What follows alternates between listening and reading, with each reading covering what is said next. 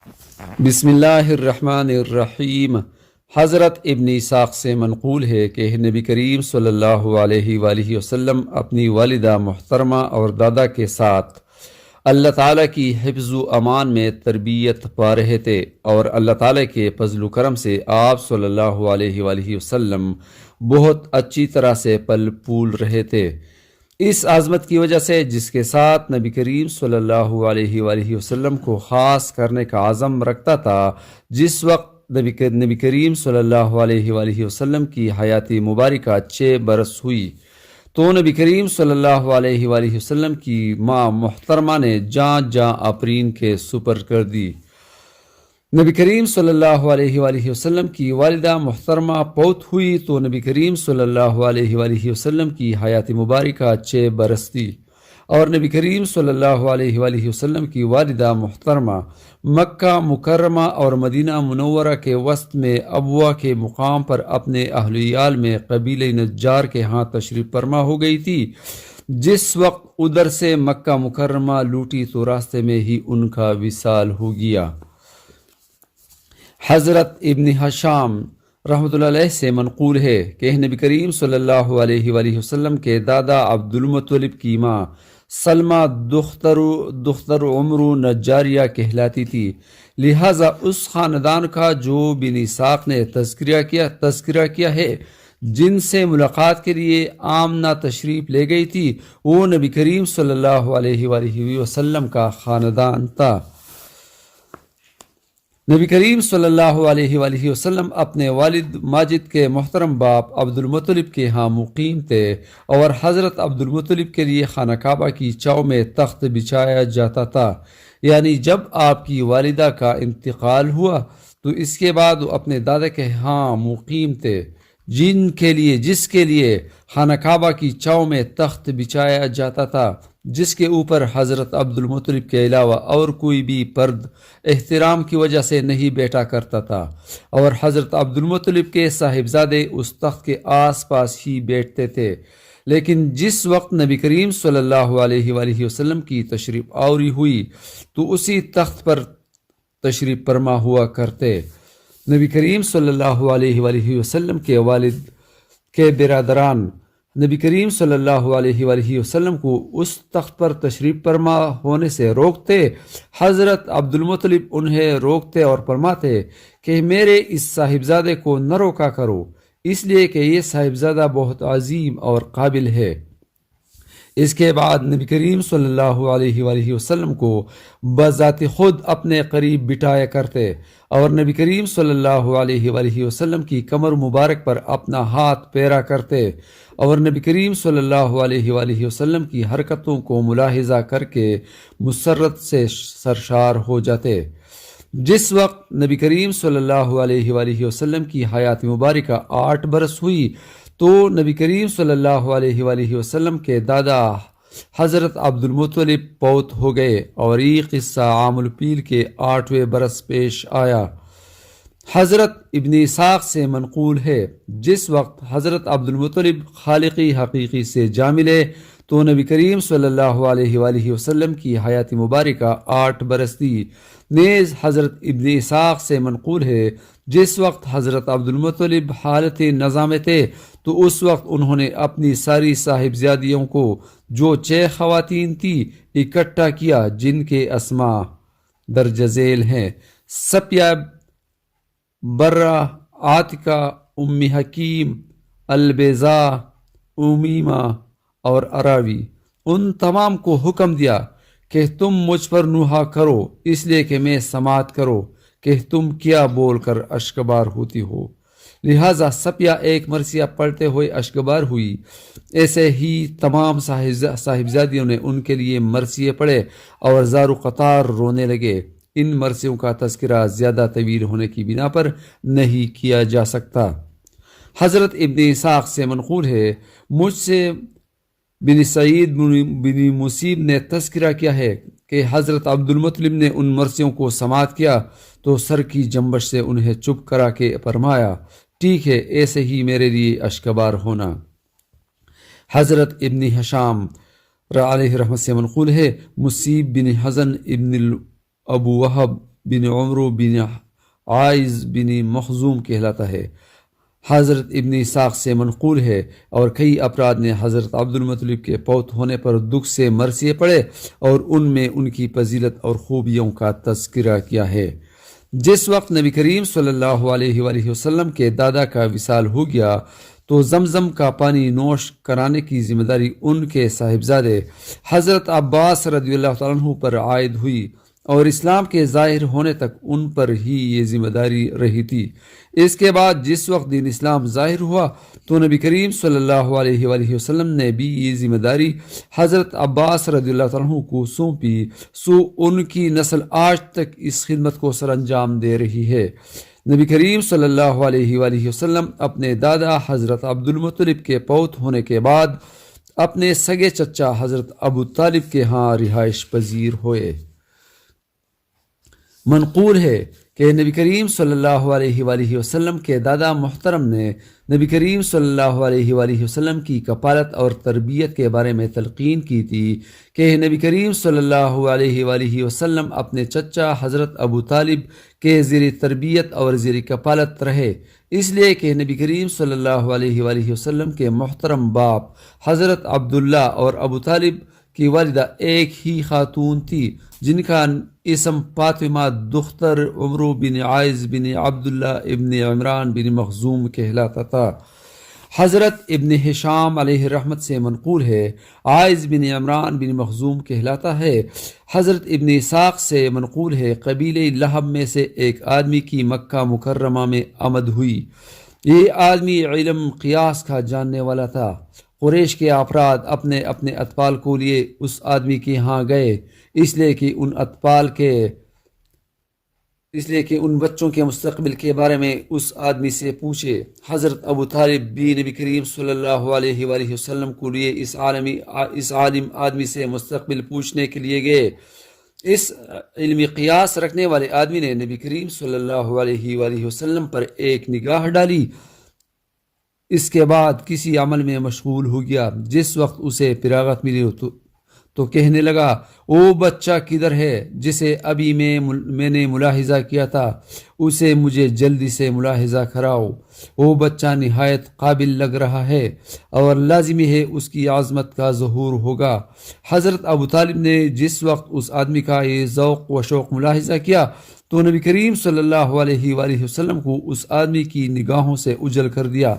اور اس عالم آدمی نے بہت زور دیا کہ ابو طالب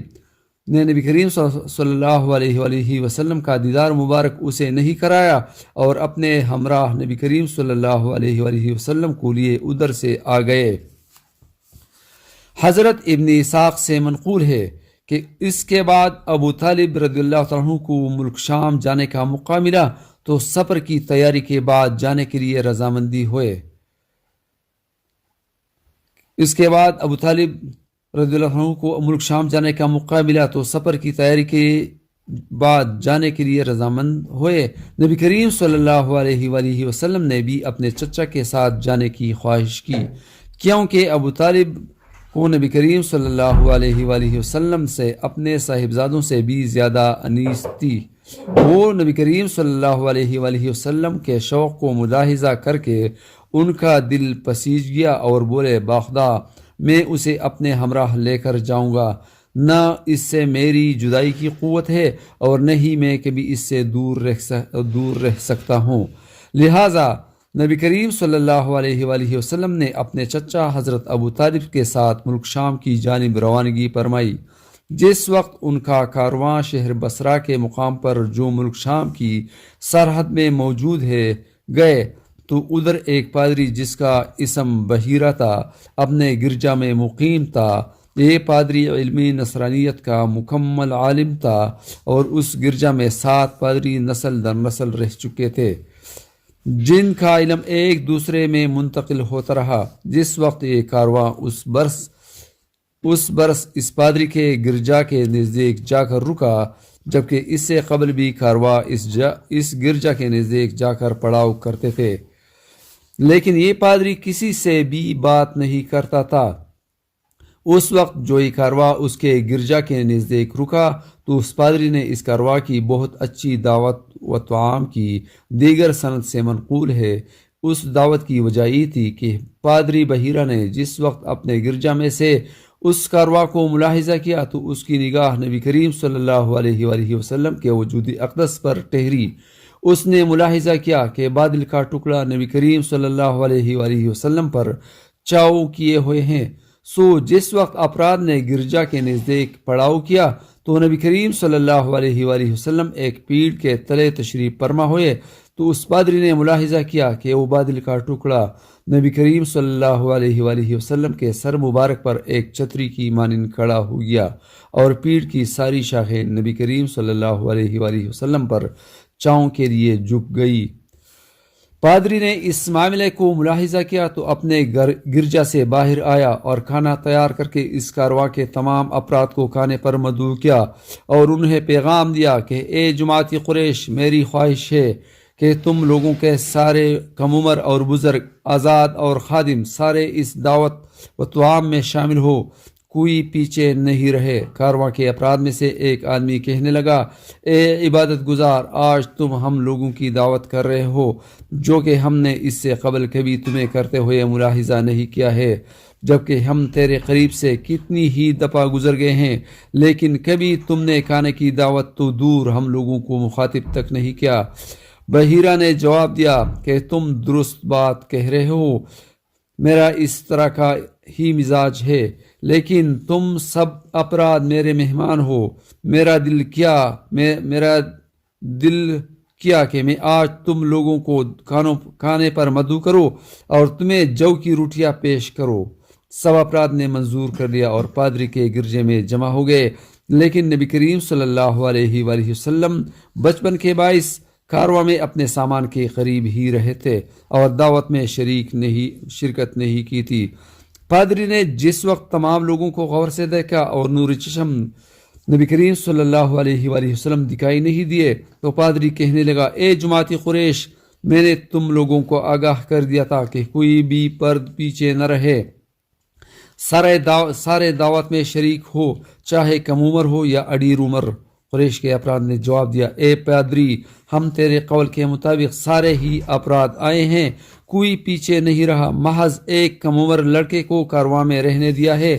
پادری کہنے لگا، یہ تم نے اچھا نہیں کیا، اس طرح نہیں کرنا تھا، اسے بھی لاؤ اس لیے کہ وہ بھی کھانے میں شرکت کرے۔ لہٰذا قریش میں سے ایک آدمی اٹھا اور بولا، یہ نہایت غلط بات ہے کہ عبداللہ بن عبد المطلب کے جانشین ہم لوگوں کے ساتھ کھانے میں شرکت نہ کرے۔ لہٰذا وہ آدمی گیا اور نبی کریم صلی اللہ علیہ وآلہ وسلم کو اپنے ہمراہ لے کر آ گیا اور دعوت و طعام میں شامل کیا۔ پادری بحیرہ نبی کریم صلی اللہ علیہ وآلہ وسلم کا مسلسل دیدار کر رہا تھا اور حضور نبی کریم صلی اللہ علیہ وسلم کے اکثر مبارک اعضاء بدن کا بہت توجہ سے مشاہدہ کر رہا تھا، یعنی نبی کریم صلی اللہ علیہ وآلہ وسلم کے بدن کا بہت توجہ سے مشاہدہ کر رہا تھا اور ان نشانیوں کے موافق ہی محسوس کر رہا تھا جو اس کے پاس تحریر کی ہوئی رکھی تھی، حتیٰ کہ جس وقت افراد کو کھانا کھانے سے فراغت ملی اور رخصت ہونے لگے تو پادری نے نبی کریم صلی اللہ علیہ وآلہ وسلم سے گزارش کی، اے بیٹے، میں آپ سے لات و عزا بت کے حوالے سے ایک سوال کرتا ہوں، آپ صلی اللہ علیہ وآلہ وسلم